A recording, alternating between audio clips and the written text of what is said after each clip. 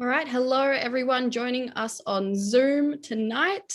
Thank you for joining for this special discussion or special panel discussion of reading like an Australian writer. Before we get into things, I would like to begin by acknowledging the traditional owners of the land of which I'm currently on, the Yagara and Turrbal people, as well as the traditional owners of where you're all joining us from tonight on Zoom. I pay my respects to elders past and present. Sovereignty has never been ceded. It always was and always will be Aboriginal land. For our audience tonight, you will be muted for the session, but if you have any questions, please just type them into the chat box and I'll get onto those. Once I finish my introduction, I will send you through a link where you can purchase the book. I will also send through a link to the Australian Publishers Booksellers Association, where you can also find some local Melbourne bookstores. We do ask that you support Melbourne during this time while they're continuing to operate during lockdown. But if a Melbourne bookstore does not have Reading Like an Australian Writer in stock, we do definitely have it in stock at Avid. So at around 7:20, we might have time for a Q&A. I'll field the questions and pass them on to our moderator tonight. Please type them through into the chat box and I'll endeavour to pass them along. The moderator for tonight is the book's editor, Belinda Castles. Belinda is the author of 4 novels and winner of the Australian Vogels and Asher Literary Awards. She also teaches writing at the University of Sydney. Over to you, Belinda. Thank you so much, Anna. And I'm joining you from unceded Gadigal land of the Eora Nation at Sydney Uni. I'm very pleased to be here with you all virtually, imagining that I'm in a possibly slightly warmer Brisbane evening. Thank you, avid reader, for bringing us together. A couple of thank yous I'm going to get out of the way now so I don't forget them. I'd like to thank the amazing publisher, New South Publishing, for making this such a seamless and joyous experience and a beautiful book. And I'd also like to thank the Copyright Agency and the University of Sydney for funding to pay the writers. And I would like to thank all of you for the opportunity to talk about these essays together. We have communicated by email over these long, dark months. We're scattered across several places. And so this is lovely. We just had a sort of brief party before you joined us, and that was delightful. So I'm going to tell you a little bit about the book and why I wanted to put it together. And then I'll introduce you to these amazing contributors. I've just reread their essays for this evening and they just get richer every time. It's fantastic. So many of you will be familiar with the American creative writing book, Reading Like a Writer. You will have perhaps noticed that in the title, by the novelist Francine Prose. She really is called Prose. And what she does in that book, which I highly recommend to anybody who wants to be a writer, is she reads passages of classic literature closely for what they can teach us about writing. And when I read that book, when it came out a few years ago, I thought, yes, the magic of this is that it makes explicit what we do, how we read, the purpose that we bring to our reading. Something that we do consciously and unconsciously. So I wanted to do this with Australian writing, but I also wanted access to much more than my own limited knowledge and more than my own single voice, which is why we have this big collective effort in this book. So the novels, stories, and a novella that we'll talk about tonight are relatively recent, as most of the texts covered in the book are. From Carpentaria in 2006 to The Animals in That Country, published last year. I also noticed when I was putting together the questions for these panellists that they share some concerns beyond the general brief of the collection to write about the Australian writing that's meant something to you. All of the texts that we look at tonight venture beyond mainstream ideas of what literary fiction is or does, I would say. They share an interest in finding ways to unearth experiences that perhaps can't be told of in the realist modes that we're used to in mainstream literary fiction. I think as well that perhaps for some people the term Australian literature can conjure up something that they find boring or irrelevant. I don't think that's the case for any of you, or you wouldn't be here, but I'm aware that that exists. And so that was something that I wanted to resist in this collection, to get past it. And the contributors that we're meeting tonight give us access to the kinds of stories that expand our knowledge of what it is to be in the world and in this country, and how this country might be spoken. So I'll have a chat with each of the contributors in turn to open up the conversation. I'm hoping there'll be time for your questions too, which Jana will field at the end. So I'm very pleased to welcome Mykaela Saunders, Hoa Pham, Anna Spargo-Ryan and Ashley Hay. First, we're going to talk to Mykaela. So I'll just introduce her before we go on. Mykaela is a Korean Lebanese writer, teacher and community researcher, currently working on 2 short story collections and a novel. Her work has won the Australian Book Review Elizabeth Jolly Short Story Prize and Udru Nunakal Indigenous Poetry Prize, among other awards and shortlistings.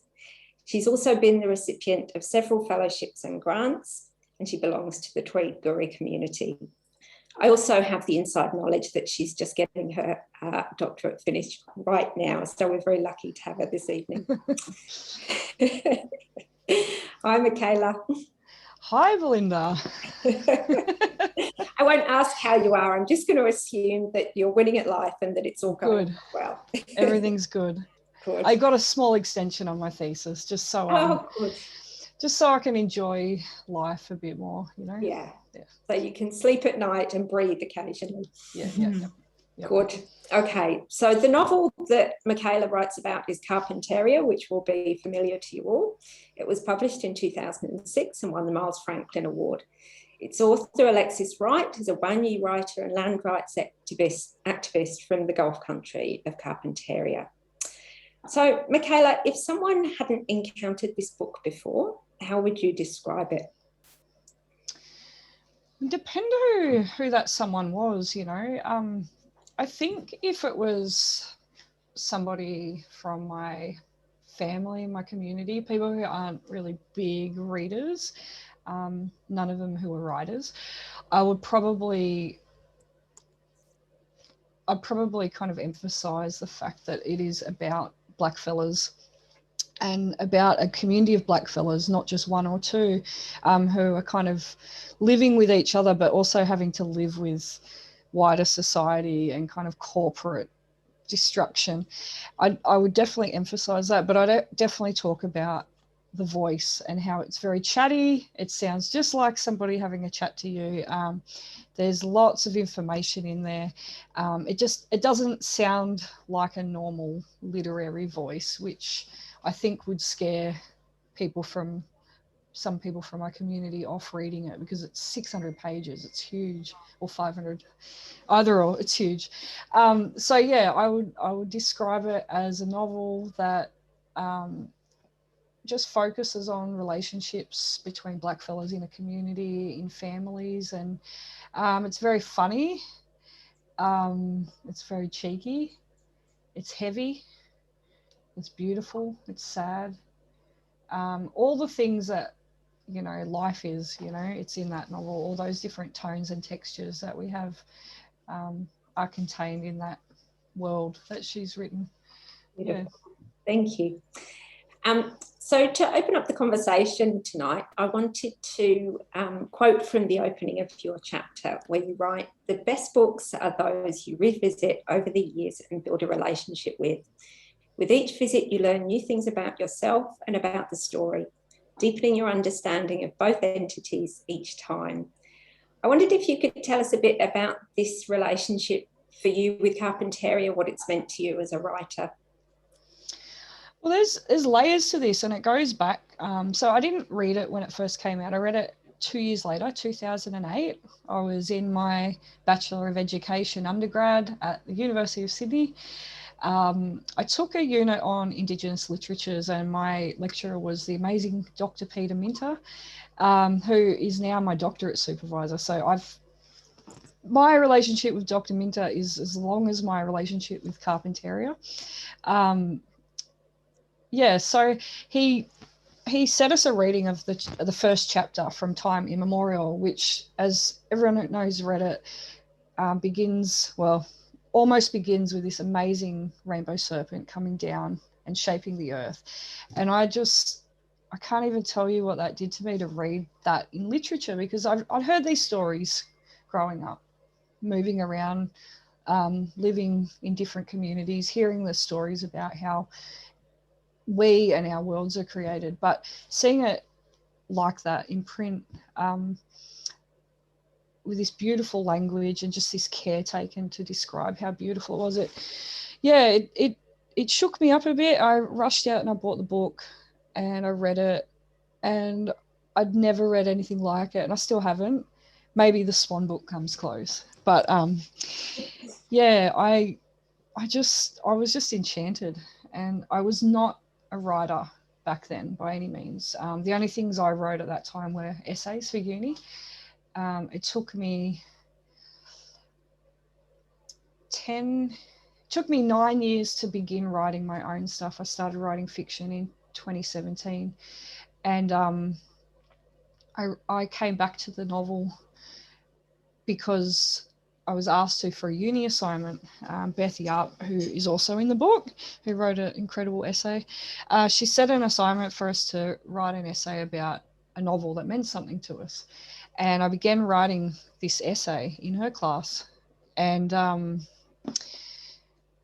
it got me thinking about, because she wanted us to think about reading like a writer, which is the title of this book, which really makes sense. And that I started thinking about what she was doing and thinking about it like a writer, rather than just enjoying the story and letting it wash over me, but trying to kind of, what's she doing here? What's this sentence doing? And for a beginning writer, like I was at the time, I still am, trying to pick apart something you love like that just teaches you so much about how writing works. And I've learned a lot from that. Yeah, I learned a lot from her book, but also about that process of thinking about how to think about writing. Yeah, I think that's a great description of it, especially that word enchantment. I think enchantment is one of the ingredients that tips us over the edge and makes us crazy enough to think that maybe we'll have a go at this magic. I'm also hoping that if there are any students present, they're taking in that you started this essay in a class. And I believe from other talks that you've done, you've also started some of your stories that have been published in class. So that's enormously encouraging, I think. Listen to your teachers. Yes, they know what they're talking about. I wanted to ask you about the idea of time in this essay.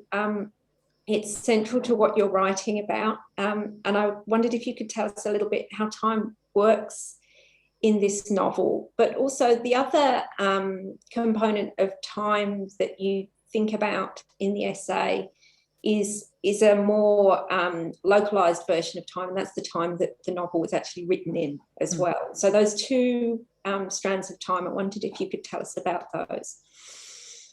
Yeah, so in the novel, and Alexis writes this herself in an interview about the novel around the time it was published. She said that for Aboriginal people, and herself included, all times are important.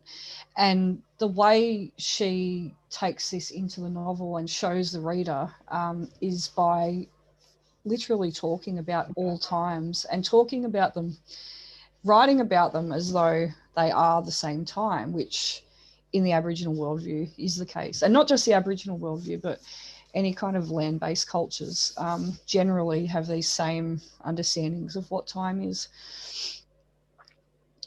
So in the novel, time is compressed, when we look at ancient times of that rainbow serpent that I talked about before, that was the beginning of time. That was the beginning of the world itself, the beginning of creation. And that time bleeds into the narrative present, and it is part of it. It's not just something that happened in the past. It is still occurring. It still affects the people in the community. It still affects the environment. It still informs everybody's relationships and how they relate and have conflict with each other. And in a very cheeky way, that rainbow serpent still affects and kind of has some kind of effect on sorry, let me go back.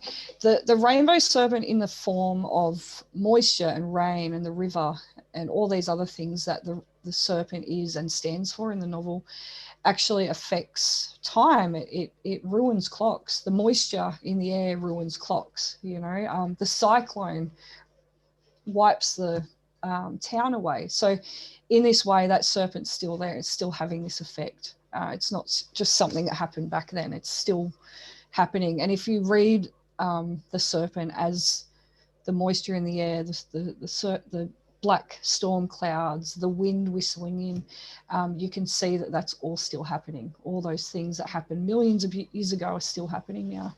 Yeah. So that was the first part of your question about how time works in the novel. But at the time, so it was published in 2006. I've read somewhere that it took 6 years to write. And I also read that it was rejected by every major publisher before it got published by Giramondo. Silly buggers. So you can see that it was written and conceived of throughout the Howard years. So the late 90s to the early 2000s. As we know, John Howard was definitely not a fan of blackfellas or particularly Asian Australians. Sorry, I was thinking about Pauline Hanson, but that was absolutely the case with Howard too. I think the main thing with Howard is that he really regressed a lot of these fights that Aboriginal people had fought for particularly throughout the 90s. They saw a lot of wins, like under Keating. But before they'd fought for these rights a long time before that, and Howard came in and he repealed a lot of these things, particularly when it comes to native title, when it came to ATSIC, disbanding ATSIC and all that did for blackfellas.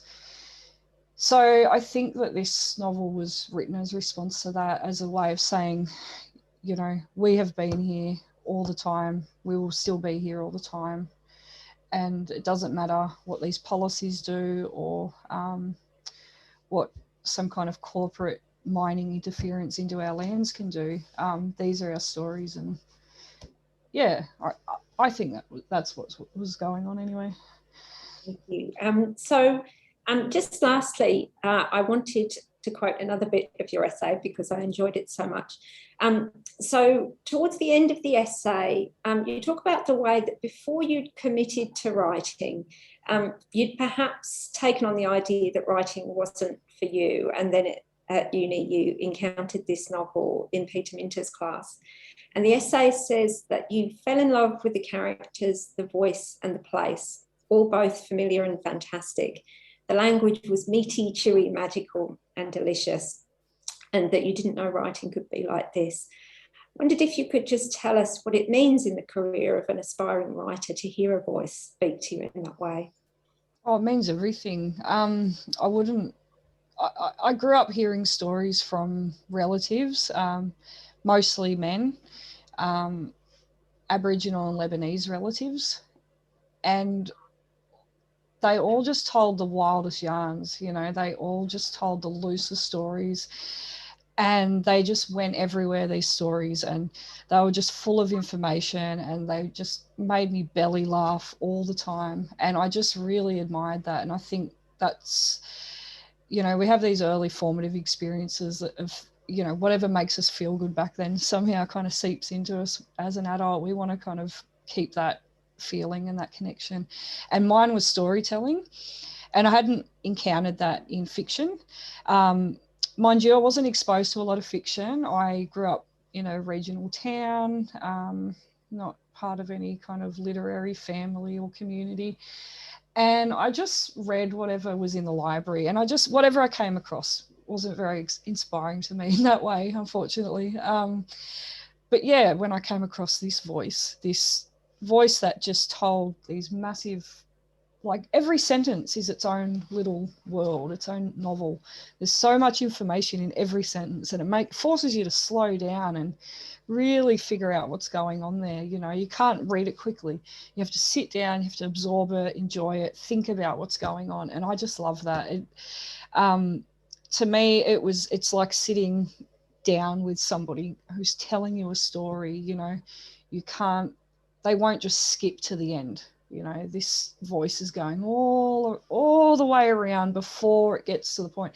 It takes about 6 chapters before it gets to the main story, and I just love that. I love that. Fantastic.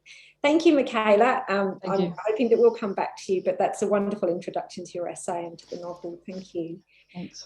So next we have Hoa Pham. Hoa is a psychologist and author of seven fiction books and a play. She holds a doctorate in creative writing and is the founder of Peril, an Asian Australian arts and culture magazine. Hua's essay is called If You See the Buddha in Suburbia, Kill Him, Angulimala, a Gothic Tale. And just before I introduce you to Hua, I'll just tell you that the novella that she wrote about was published by Giramondo, actually as Carpentaria was after all those rejections.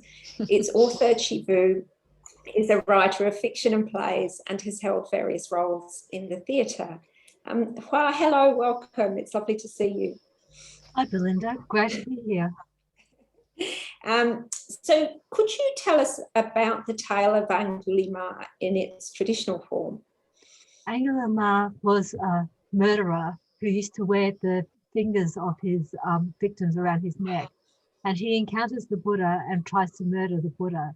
But the Buddha is calm and shows no fear, and Angulimala cannot bring himself to kill the Buddha. And so instead, Angulimala becomes one of the Buddha's most fervent followers, because he found confronted with the Buddha, he could not kill anymore. And so that's the traditional telling of the Angulimala story, which Chi Vu adopts with Angulimala, a Gothic Tale, which is the full name of the novella. Fantastic. And I want to thank you as well for leading me to read this novella. It's so memorable and packs an incredible amount into a very short space of time. It's sort of magic how that happens. So you write in your essay that Vu is an example of the transnational cosmopolitan writer able to draw on more than one literary tradition and culture. Could you tell us a bit about the traditions she's drawing on in Angulimala and maybe about the potential of that for a writer? She draws on the genre of the parable. So there are 2 main storylines in the book.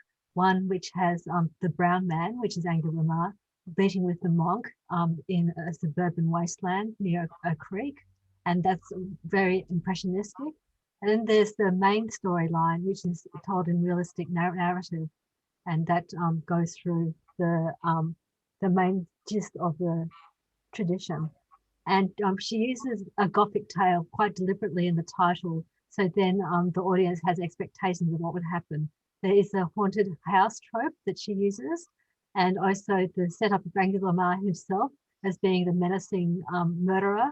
There is the innocent maiden sing, and also the wise woman Buck. And so she plays on these tropes and uses them to subvert your expectations of what would happen in the novella. It feels wildly original, all the things that she brings together. There's real energy in it.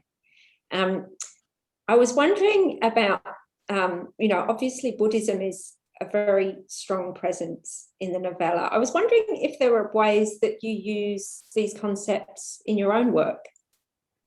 I use Buddhism quite often. I'm a Buddhist, and one of my books, The Other Shore, touches on what a Buddhist psychic needs to do if she's able to operate in Vietnam where communism is rife.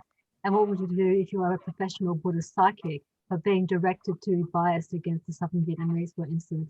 Because in Buddhism, there are no boundaries, there are no politics. But if you work for the communist government, you have to abide by these politics. So how do you resolve that difference? And in my other book, The Lady of the Realm, I explore the different types of love. According to the Buddhist tradition, there's not just personal and sexual love, there's love of family, there's love of friends, and there's love of people and generic people. And so just exploring those concepts and how people can apply Buddhist concepts of love in their lives. Fantastic, thank you. You write that Vu's depiction of the characters, their stories, and how they cope with trauma serves as a counter-narrative to media and political portrayals of refugees. Could you explain a bit about how she does this in the book? What she does is that she has multiple representations of Vietnamese survivors of trauma. The first one who suffers the most and most obviously is Angela Ma himself, who's violent. And his violence is mediated by the monk who teaches him how to meditate. And mindfulness is seen as one way that you can work through your trauma. But then the other characters in the book also suffer from the same violence. And Dao, the old woman in the book, she comes to almost be a murderer by the end of the book. You're not sure whether she does or not, but the potential for violence is also present in her. And you also see the sadness of the men. The men are described as crying for something that they had lost after getting drunk and eating dog, which is a very graphic, horrible moment in the book, but is all poignant all the same because they're grieving for their lost homeland. And so she gives you a complex depiction of Vietnamese grief and trauma through at least three characters. They're not all the same, and the way that they react to the trauma isn't all the same. Thank you. And the voicing is sort of multiple as well, isn't it? It comes from different places so that we get different angles on the experience too. Yes. I was wondering about a term you used for Chi Vu in your essay where you called her a translator of Vietnamese experience for a non-Vietnamese audience. So the book is written in English and has a Western audience. I wondered if you could say something about that as an ethical process. You use that term in relation to being a translator of this experience. We need to be ethical about the way we represent our communities. And I use communities with S because there's more than one community. It's not just the Vietnamese community, it's the Vietnamese communities.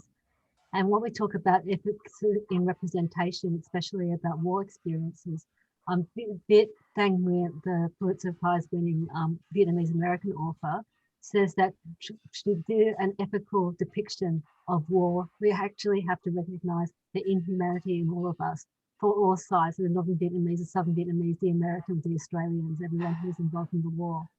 And conversely, Thich Nhat Hanh, the Vietnamese Zen master, says that we need to recognize all the compassion that all of us can feel towards anybody else. And so that potential is also, there's a mirror reflection.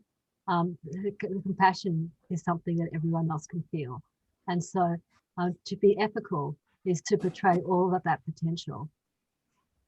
And in relation to that, you write ethical storytelling includes how our own side makes ghosts as well as how the enemy does. That idea of making ghosts is really resonant, I think, in the novel.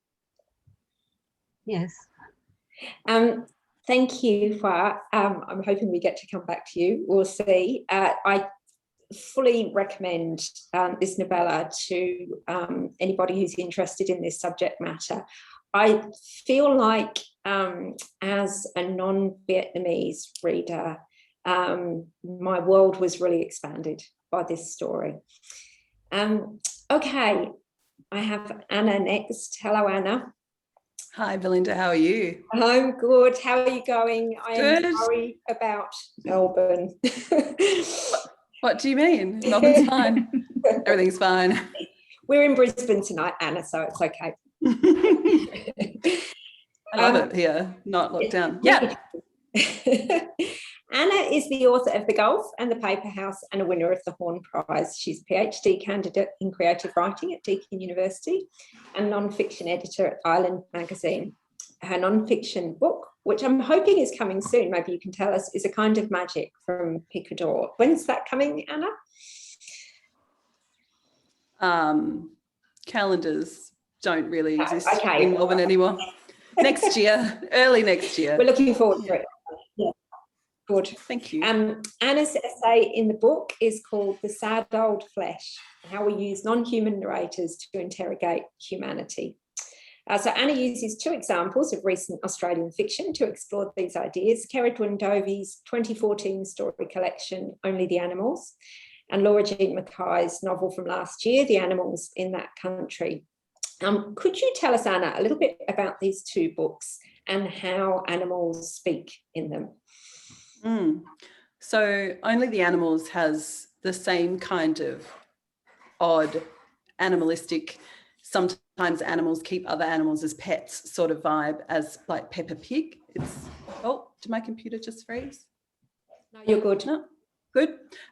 So all the stories in that book are told from the perspective of a different animal, and they're set to a backdrop of a significant moment in history.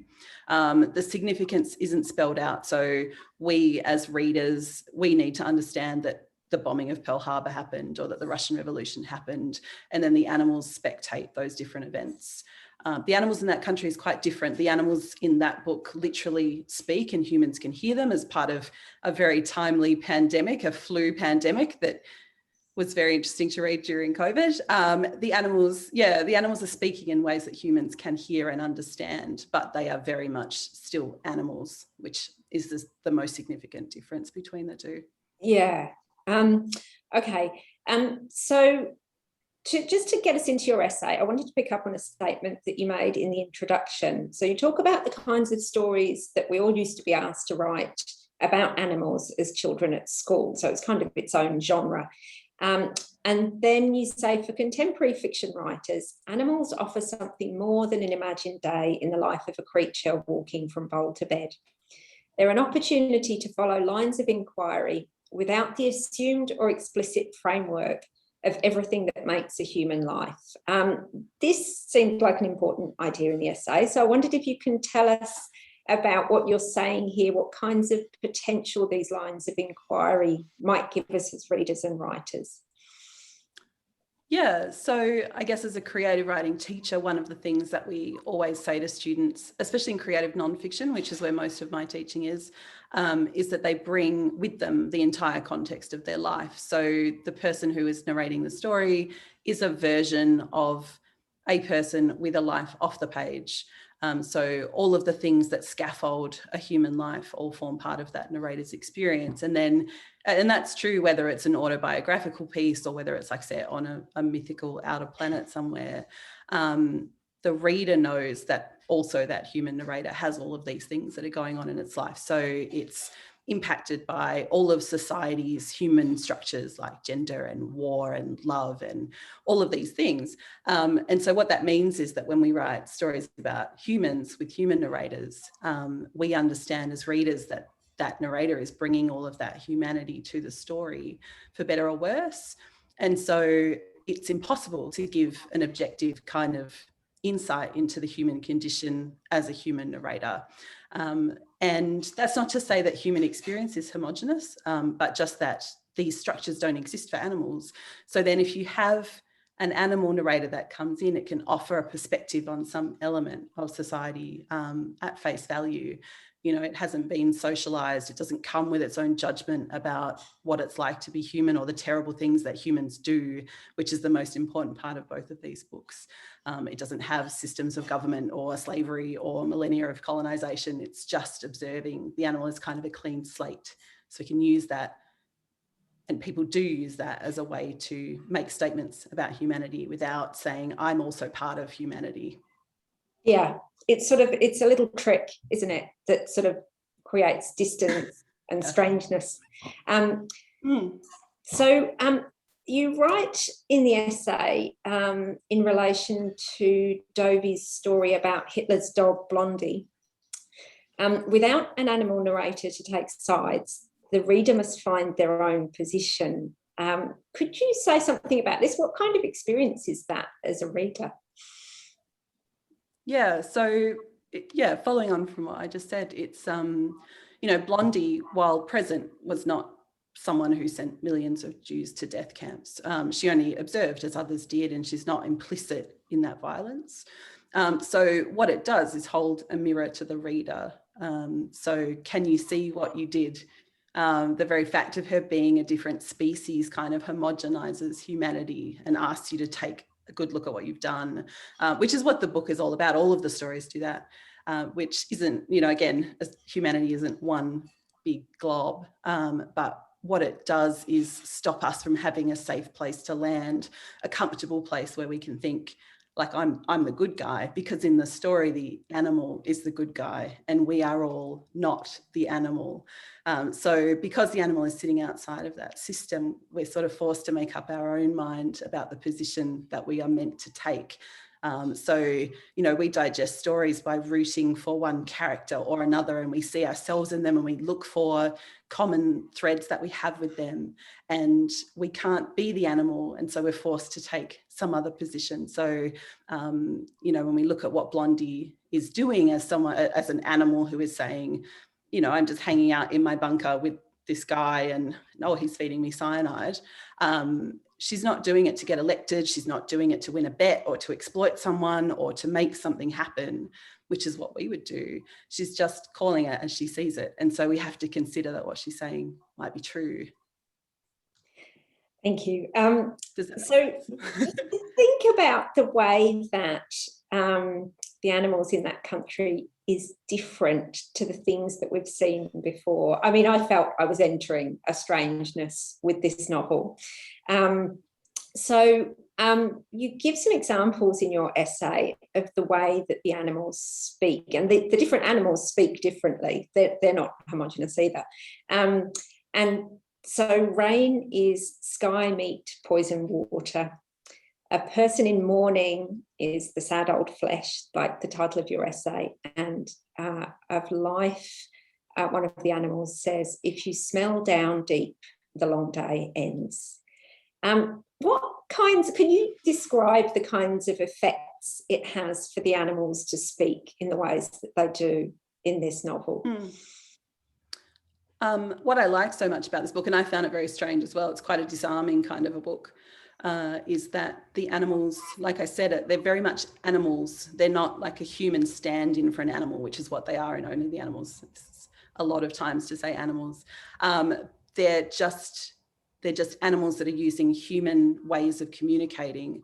They're not like a really laboured metaphor, which they could be. So they're using English words to convey their needs and their fears, and then especially the impact that humanity has had on their well-being.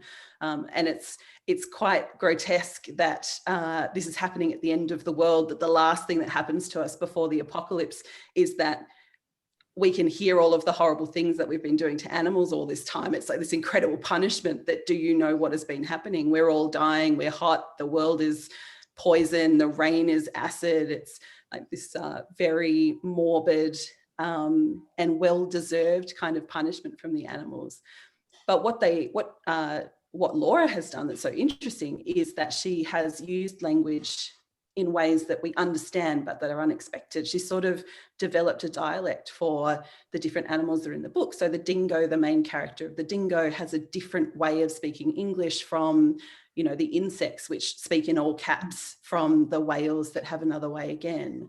And that sad old flesh comment, which is my favourite one in the whole book, it's not a way that we describe someone in mourning, but we know exactly what it means. You know, that an animal has observed that a person grieving is reduced to their basic bodily functions, that they're just like a sack of meat with feelings inside it.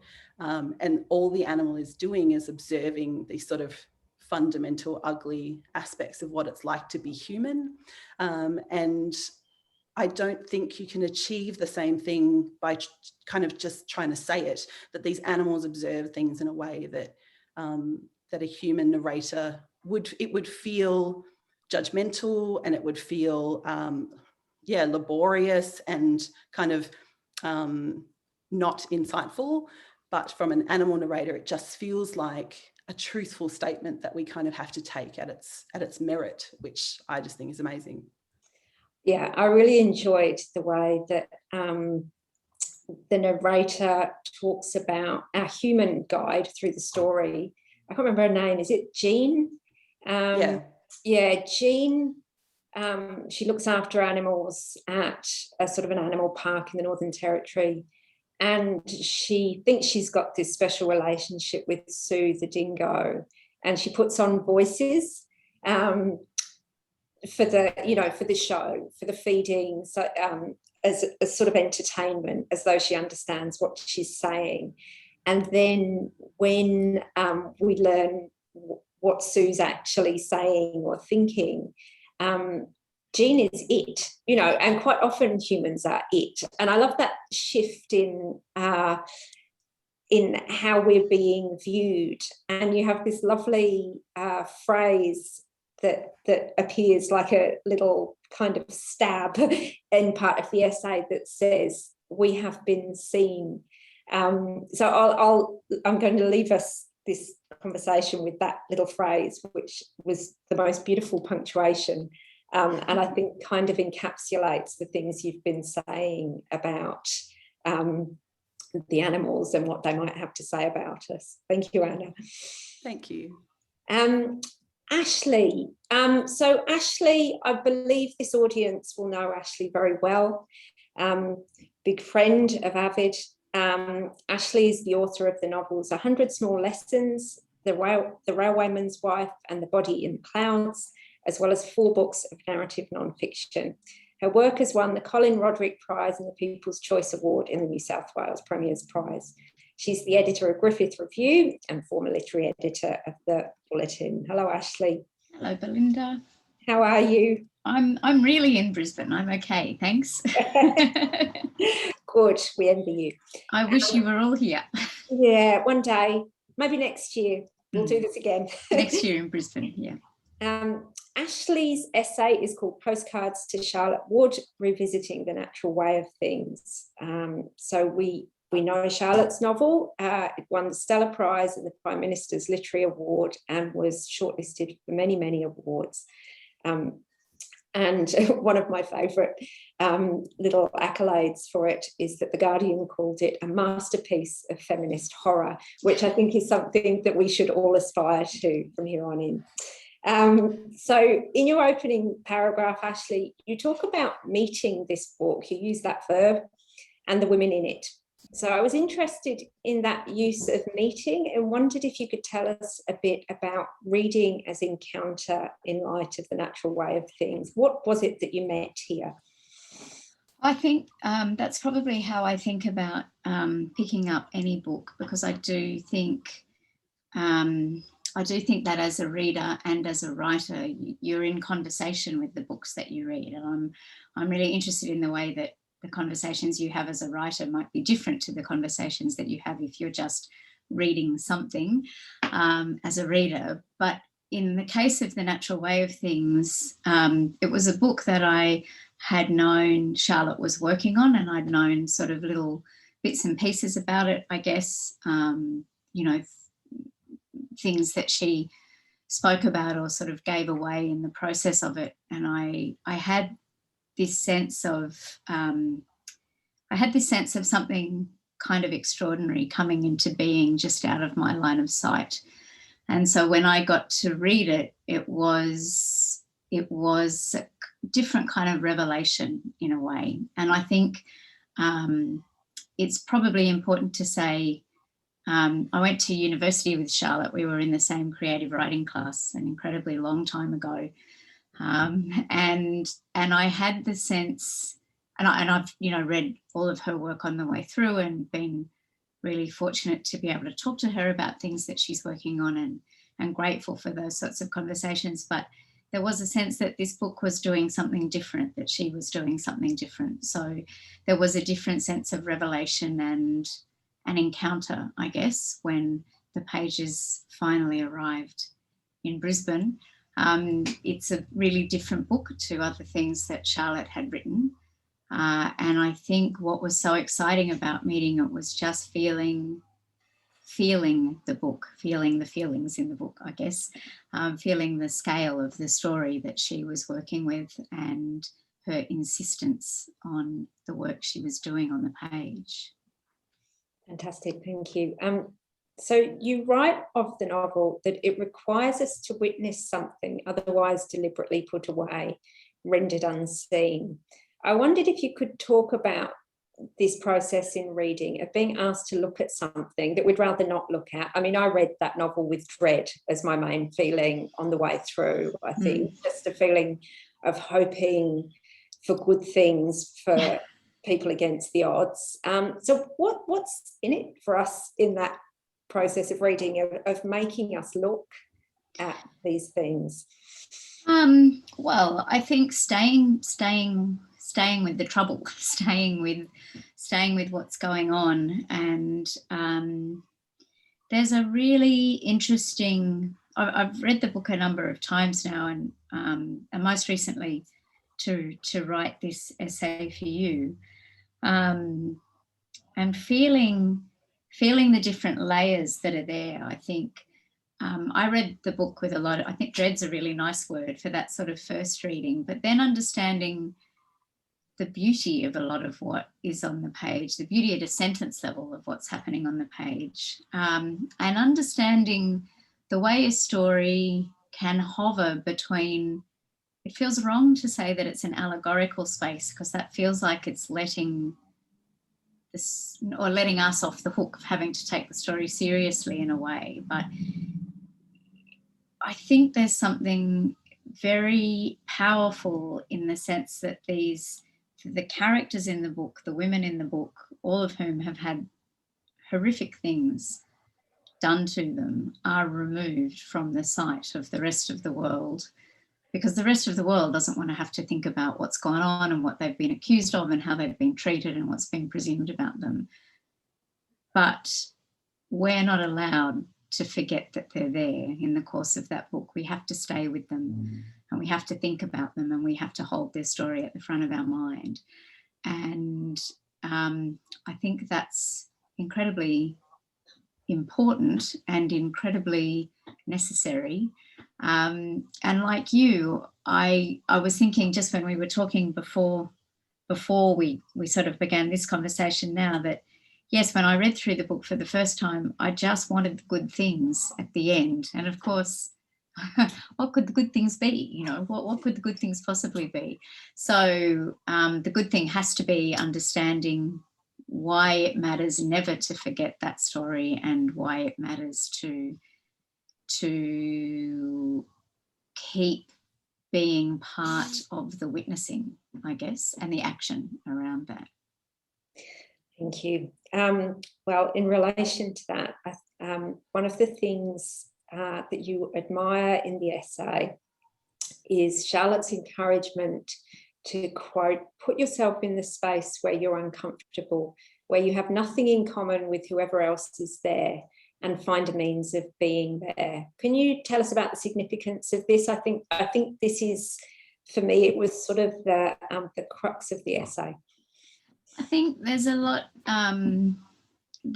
of ideas of empathy get used a lot in the, you know, we all want to have reasons to think that writing and reading are important, and this idea of empathy and of inhabiting somebody else's experience and sort of taking it on in a way through literature and through fiction, maybe more so than non-fiction, is often sort of celebrated, I guess, and it's an incredibly important part of what you'd hope work is doing sometimes. But empathy requires that kind of common ground, I guess. And Charlotte wrote another essay called Reading Isn't Shopping, where she explored this through the work of Sarah Centilles, who's a writer and theologian, a former theologian in the US, of just looking beyond the common ground. So rather than looking at the ways you are like someone or finding the sort of meeting point,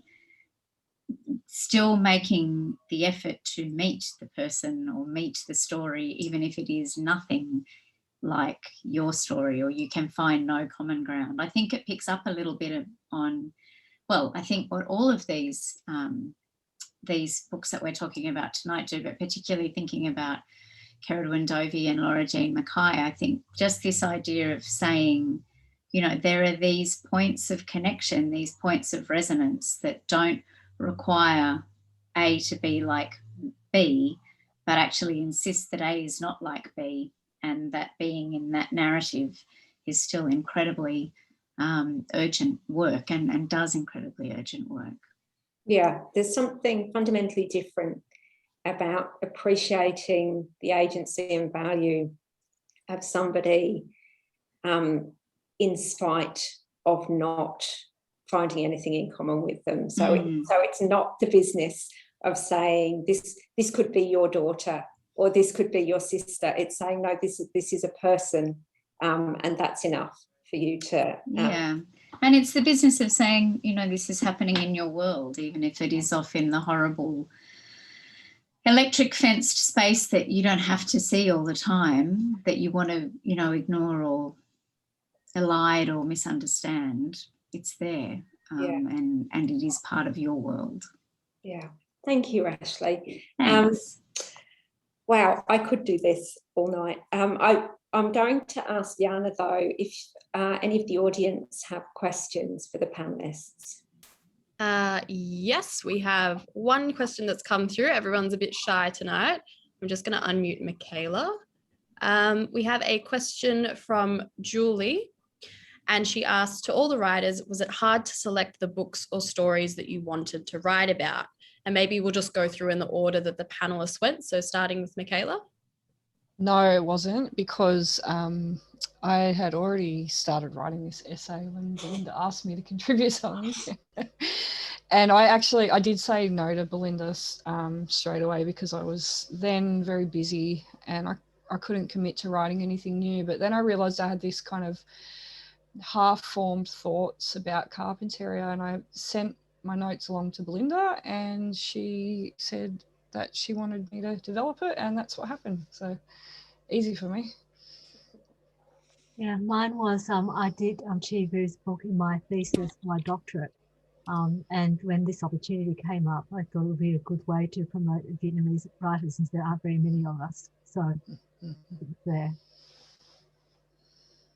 I had studied only the animals at university, but mostly I was just gagging to write about the animals in that country. I just read it and just all I wanted to do was talk about it. So that was very easy. I think Belinda asked me to write about this book, and I said no as well. And partly I think because I couldn't be objective about it. I've got a long friendship with the wonderful writer who wrote it, so I wanted it to. I needed it to be okay, that it could be a sort of really personal response in that way, as well as responding to a really powerful book.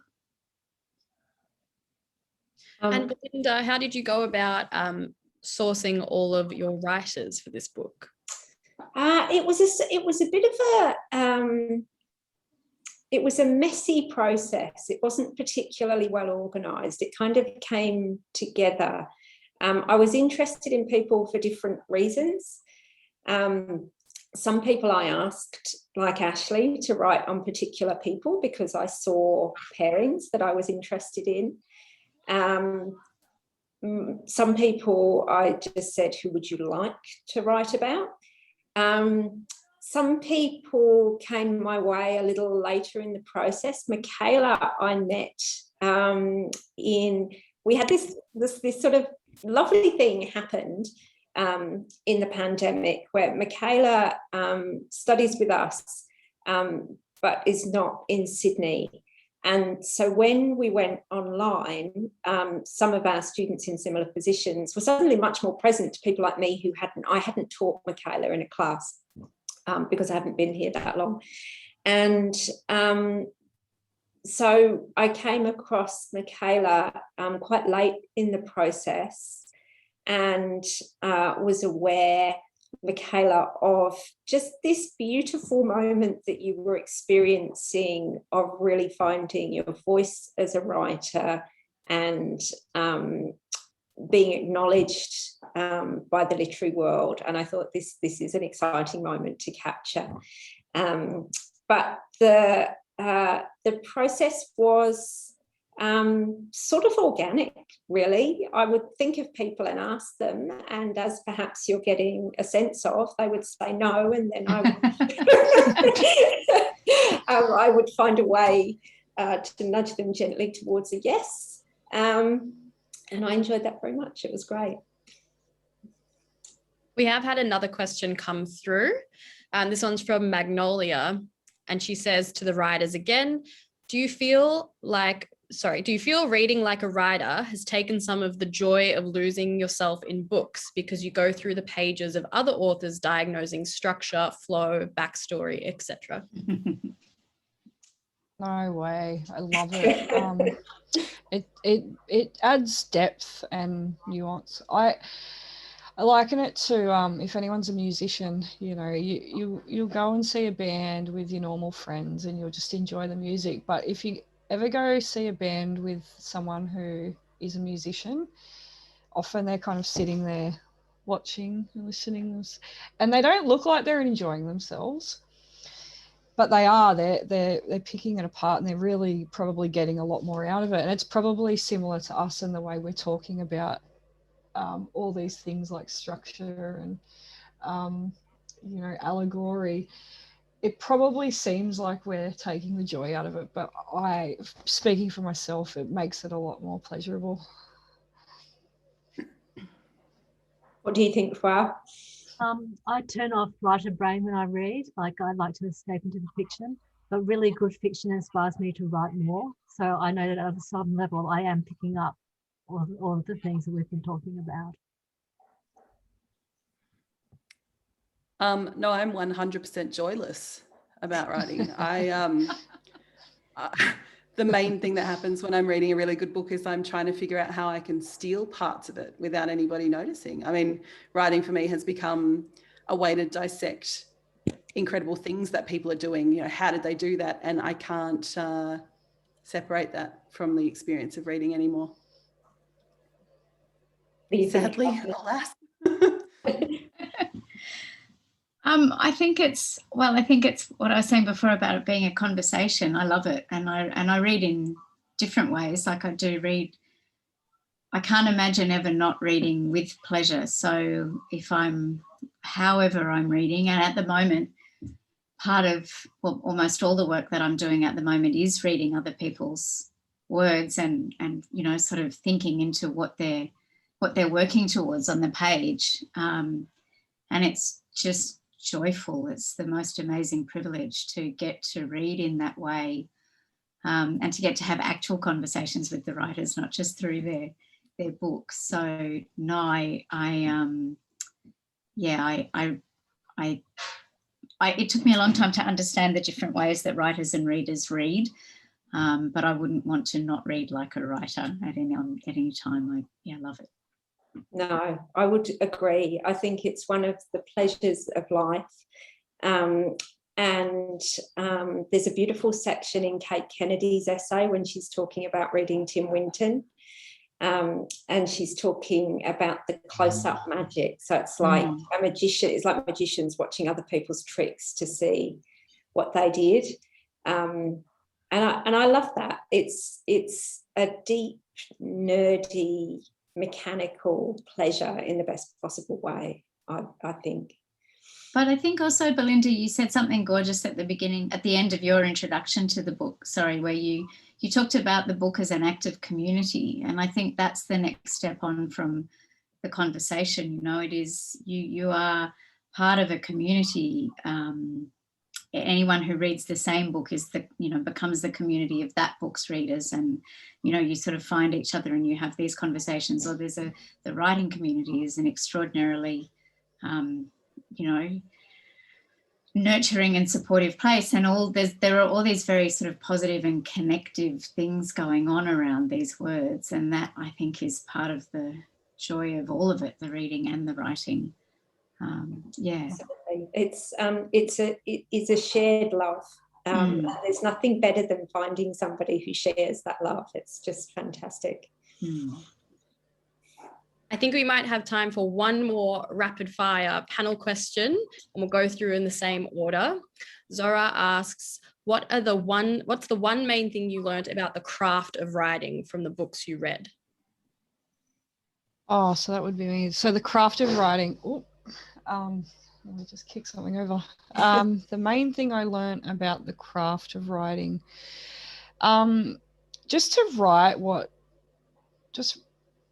write really freely and loosely, and like put as much information in there as you want. I think minimalism is really fetishized amongst some writers and readers, and that's not the case with me. I'm not into it.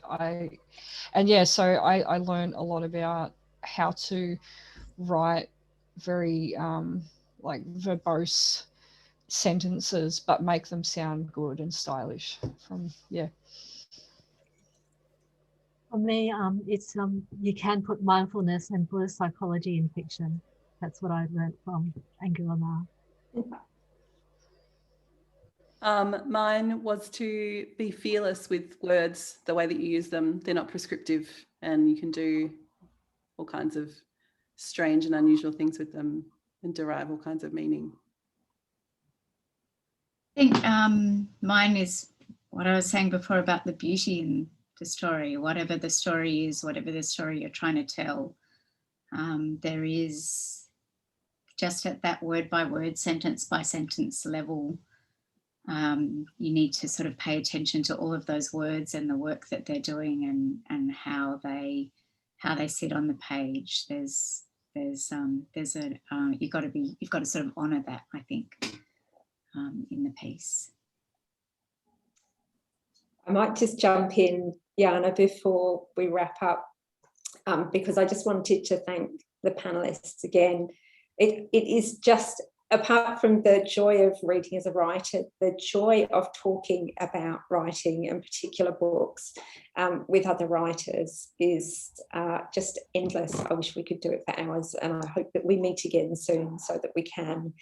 And thank you to the audience for your questions and for listening, and I hope that you enjoyed these insights. Yes, thank you everyone for joining us in the audience tonight. I can agree with Lauren, who wrote in and said, this kind of reading chat makes my brain tingle in a marvelous way. She's very grateful. So big virtual applause to our panel and Belinda.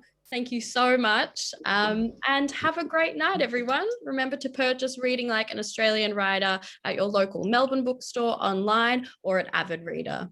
Thanks so much. Thanks, Jana. Thanks, everyone. Bye-bye. Thanks, everyone. Bye.